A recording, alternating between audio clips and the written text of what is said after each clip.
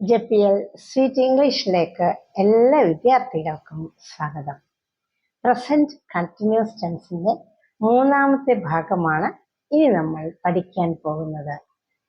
ഒരു പോസിറ്റീവ് സെന്റൻസിനെ എങ്ങനെ നെഗറ്റീവ് ആക്കാം, പ്രസന്റ് കണ്ടിന്യൂസ് ടെൻസിൽ എങ്ങനെ ചോദ്യങ്ങൾ ചോദിക്കാം എന്നീ കാര്യങ്ങളാണ് ഇപ്പോൾ നമ്മൾ പഠിക്കാൻ പോകുന്നത്. പ്രസന്റ് കണ്ടിന്യൂസ് ടെൻസിന്റെ സ്ട്രക്ചർ എന്താണ്, അതിലുപയോഗിക്കുന്ന ഓക്സിലറികൾ ഏതൊക്കെയാണ്, ഏതേത് സാഹചര്യങ്ങളിലാണ് പ്രസന്റ് കണ്ടിന്യൂസ് ടെൻസ് ഉപയോഗിക്കുക എന്നീ കാര്യങ്ങളെല്ലാം നമ്മൾ ചർച്ച ചെയ്ത് കഴിഞ്ഞു. ഇനി നമുക്ക് പ്രസന്റ് കണ്ടിന്യൂസ് ടെൻസിൽ പഠിക്കാനുള്ളത് എങ്ങനെയാണ് ഒരു നെഗറ്റീവ് സെന്റൻസ് ഫോം ചെയ്യുക എന്നുള്ളതാണ്. ഓക്കെ, നെഗറ്റീവ് സെന്റൻസുകൾ ഉണ്ടാക്കുന്നതിന് വളരെ എളുപ്പമാണ്. എന്താണ്? ഓക്സിലറിയോടുകൂടി നോട്ട് ചേർത്താൽ മതി. ഓക്സിലറി ഏതൊക്കെയാണ്? ഓക്സിലറികൾ ഇസ്, ആർ, ആം. ഇസിന്റെയും ആറിന്റെയും ആമിന്റെയും കൂടെ നോട്ട് ചേർത്ത് കഴിഞ്ഞാൽ നെഗറ്റീവ് സെന്റൻസ് ആയി. ഓക്സിലറികളോട് ചേർന്ന് നോട്ട് വരുമ്പോൾ ഇൻഫോർമൽ സിറ്റുവേഷനുകളിൽ നമുക്ക് വാക്കുകളെ ചുരുക്കി പറയാവുന്നതാണ്. ഉദാഹരണങ്ങൾ നോക്കൂ. ഐ ആം നോട്ട് എന്ന് വരുന്നത് ഐ എം നോട്ട് എന്ന് പറയാം. ഇവിടെ ഐ കഴിഞ്ഞ് വരുന്ന ആം എന്ന ഓക്സിലറിയിലെ എ ഒഴിവാക്കിയിട്ട് ഐ എം ഇവ ഒന്നിച്ചെഴുതിയിട്ടാണ് പറയുന്നത്. അപ്പോൾ ഐ എം നോട്ട് എന്ന് പറയാം. ഇനി ഹി ഇസ് നോട്ട് എന്നുള്ളതിനെ എങ്ങനെ ചുരുക്കി പറയാം? ഹി കഴിഞ്ഞു വരുന്ന ഇസ് എന്ന ഓക്സിലറിയിലെ ഐനെ ഒഴിവാക്കിയിട്ട് ഹീയും എസും കൂടി അടുത്തടുത്തെഴുതി ഒരു വാക്കാക്കി മാറ്റുക. ഹിസ്, ഹിസ് നോട്ട് എന്ന് പറയാം. അല്ലെങ്കിൽ ഹി ഈസ് ഇൻഡ്, അതായത് നോട്ടിലെ ഓ ഒഴിവാക്കിയിട്ട് ഹീസിൻഡ് എന്നും പറയാം. ഇനി പ്ലൂറലായ ദയോടുകൂടി നോട്ട് ചേർക്കുമ്പോൾ നോക്കൂ.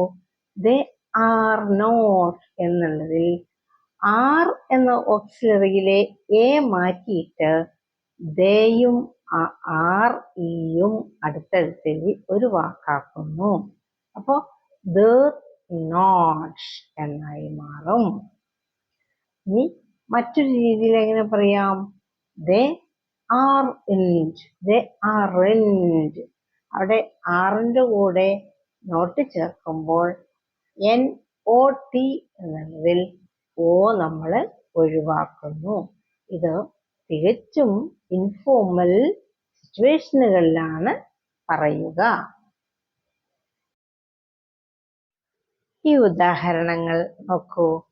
ഐ ആം റൈറ്റിംഗ്, ഞാൻ എഴുതുകയാണ്. എഴുതുകയല്ല എന്നിങ്ങനെ പറയും.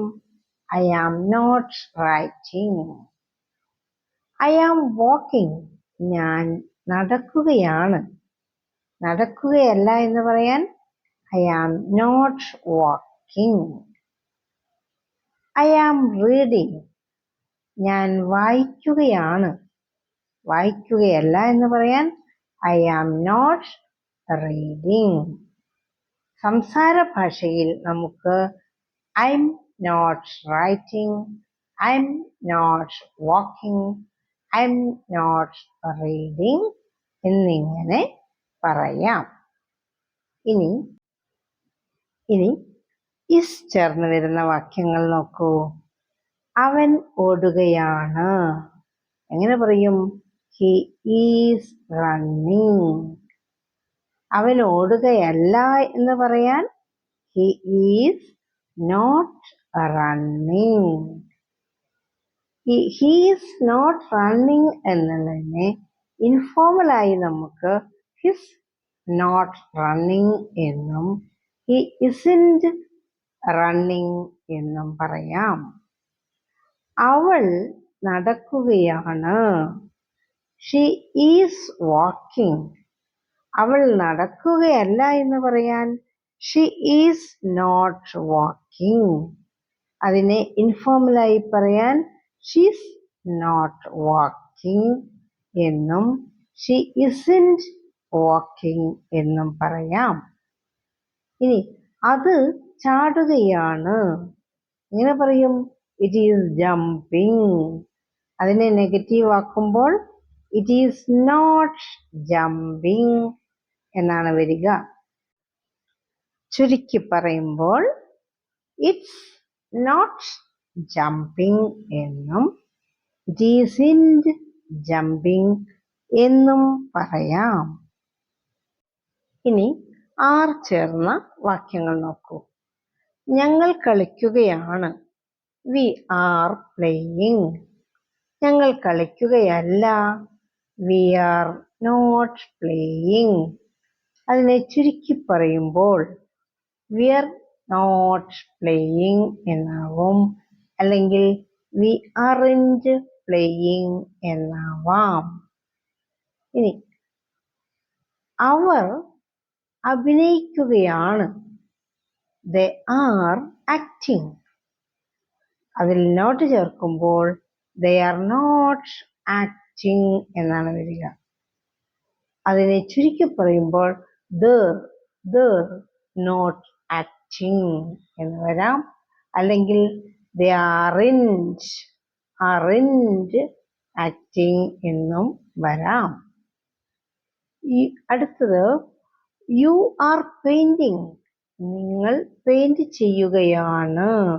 അതിനെ നെഗറ്റീവ് ആക്കുമ്പോൾ യു ആർ നോട്ട് പെയിന്റിങ്. അതിനെ ഇൻഫോർമൽ സിറ്റുവേഷനിൽ എങ്ങനെ പറയാം? യു ആറിൻറ്റ് പെയിന്റിങ്, അല്ലെങ്കിൽ യു ആർ നോട്ട് പെയിന്റിങ്. ഇനി നമ്മൾ പഠിക്കാൻ പോകുന്നത് പ്രസന്റ് കണ്ടിന്യൂസ് ടെൻസിൽ ചോദ്യങ്ങൾ എങ്ങനെ ഉണ്ടാക്കാം എന്നുള്ളതാണ്. യെസ് ഓർ നോ ചോദ്യങ്ങൾ എങ്ങനെ ഉണ്ടാക്കാം? യെസ് ഓർ നോ ചോദ്യങ്ങൾ ഉണ്ടാക്കാനും വളരെ എളുപ്പമാണ്. എന്താണ്? ഓക്സിലറി വെർബുകളെ സെന്റൻസിന്റെ ഏറ്റവും മുന്നിൽ വെക്കുക. അപ്പോൾ ഇസിനെയും ആറിനെയും ആമിനെയും സെന്റൻസിന്റെ ഫസ്റ്റ് കൊണ്ടുവയ്ക്കുക. Is or are or am. ഇനി എന്ത് ചെയ്യണം? സബ്ജക്റ്റിനെ രണ്ടാം സ്ഥാനത്ത് കൊണ്ടുവരിക. അപ്പോൾ is he, is she, is it, is Raju എന്ന് വരും. പിന്നെ are they, are we, are you എന്നുള്ളതായി വരും. ഇനി ആം ആണ് വരുന്ന ചോദ്യമെങ്കിൽ ആം ഐ എന്ന് വരും. ഇനി എന്താണ് വരേണ്ടത്? പിന്നെ സാധാ പോലെ തന്നെ verb. Is he dancing? Isn't he dancing? Are they dancing? Aren't they dancing? അത്രയേ ഉള്ളൂ. വളരെ സിമ്പിളാണ്. ഉദാഹരണങ്ങൾ നോക്കൂ. She is eating. അവൾ കഴിക്കുകയാണ്, തിന്നുകയാണ്. ഇപ്പൊ ചോദ്യം എന്ത് വരണം? കഴിക്കുകയാണോ എന്ന് ചോദിക്കാൻ ഓക്സിലറിയായ ഈസിനെ മുന്നിലേക്ക് കൊണ്ടുവരുന്നു. Is she eating? അവൾ കഴിക്കുകയാണോ? അടുത്ത സെന്റൻസ് നോക്കൂ. He is drinking. അവൻ കുടിക്കുകയാണ്. കുടിക്കുകയാണോ എന്ന് ചോദിക്കാൻ ഇസ് എന്ന ഓക്സിലറിയെ മുന്നിലേക്ക് കൊണ്ടുവരണം. അപ്പോൾ ഇസ് ഹി ഡ്രിങ്കിങ് എന്നായി മാറും. ഇനി ഇറ്റ് ഈസ് നോട്ട് സ്ലീപ്പിംഗ്. അത് ഉറങ്ങുകയല്ല. അപ്പം ഉറങ്ങുകയല്ലേ എന്ന് ചോദിക്കണം. എങ്ങനെ ചോദിക്കും? Isn't, is not, isn't it sleeping? Okay. ഇനി അടുത്തത് വി ആർ പ്ലേയിങ്. ഞങ്ങൾ കളിക്കുകയാണ്. ചോദ്യം കളിക്കുകയാണോ എന്നാവണം. Are we playing? കളിക്കുകയാണോ? They are not painting. അവർ പെയിന്റ് ചെയ്യുകയല്ല. അവർ പെയിന്റ് ചെയ്യുകയല്ലേ എന്ന് ചോദിക്കണം. അതിന് ആർ നോട്ടിനെ മുന്നിലേക്ക് കൊണ്ടുവരണം. Aren't they painting? Aren't they painting? You are acting. നീ അഭിനയിക്കുകയാണ്.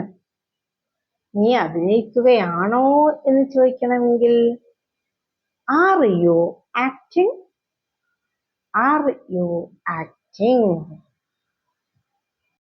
അടുത്തത് I am running.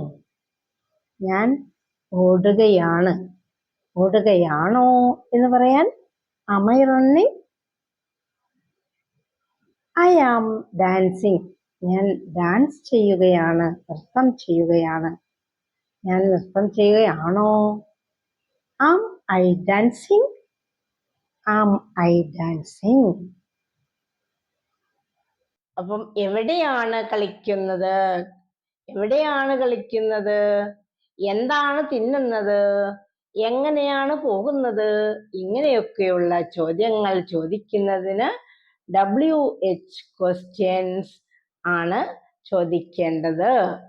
WH question words എന്ന് പറയുന്നത് പ്രധാനമായും 9 എണ്ണമാണ്. Who, whom, whose, why, when, what, which, where തുടങ്ങിയവയാണ് അവ. ഇവയെ സെന്റൻസിന്റെ ആദ്യം എഴുതണം. തുടർന്ന് ഓക്സിലറികൾ എഴുതണം. അതിനുശേഷം സബ്ജക്റ്റ് എഴുതുക.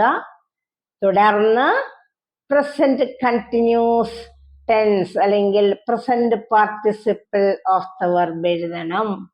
പിന്നീട് ഒബ്ജക്റ്റ് ചേർക്കാം. ഉദാഹരണങ്ങൾ നോക്കൂ.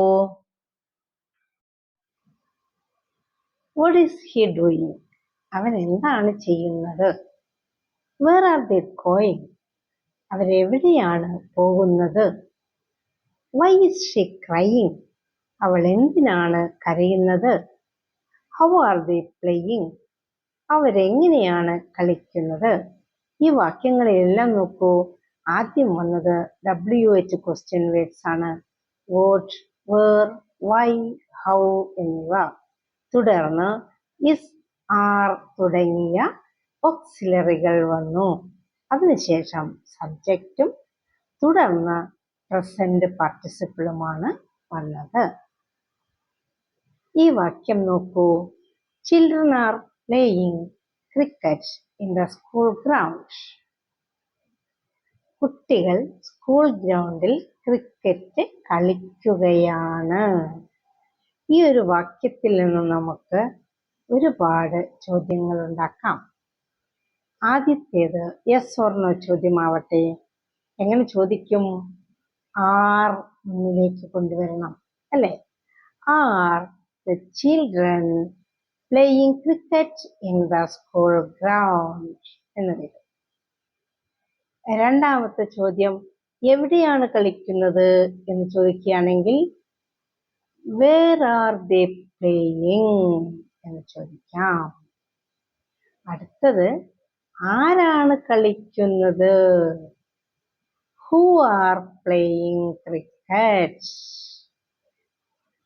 ഇനി ചോദിക്കാം എന്താണ് കളിക്കുന്നത്? What are they playing?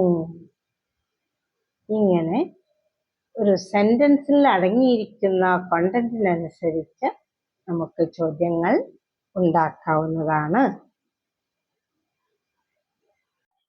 ഈ മൂന്നാമത്തെ ഭാഗത്തോടുകൂടി പ്രസന്റ് കണ്ടിന്യൂസ് ടെൻസിന്റെ എല്ലാ ഭാഗങ്ങളും കഴിഞ്ഞിട്ടുണ്ട്. എല്ലാവരും കൂടുതൽ കൂടുതൽ വാക്യങ്ങൾ ഉണ്ടാക്കി പഠിച്ച് പ്രാക്ടീസ് ചെയ്യണം. എങ്കിലേ സംസാരിക്കാൻ കഴിയുകയുള്ളൂ. ഇനി അടുത്ത വീഡിയോയിൽ അടുത്ത ഒരു ടെൻസുമായി നമുക്ക് കാണാം. ബൈ.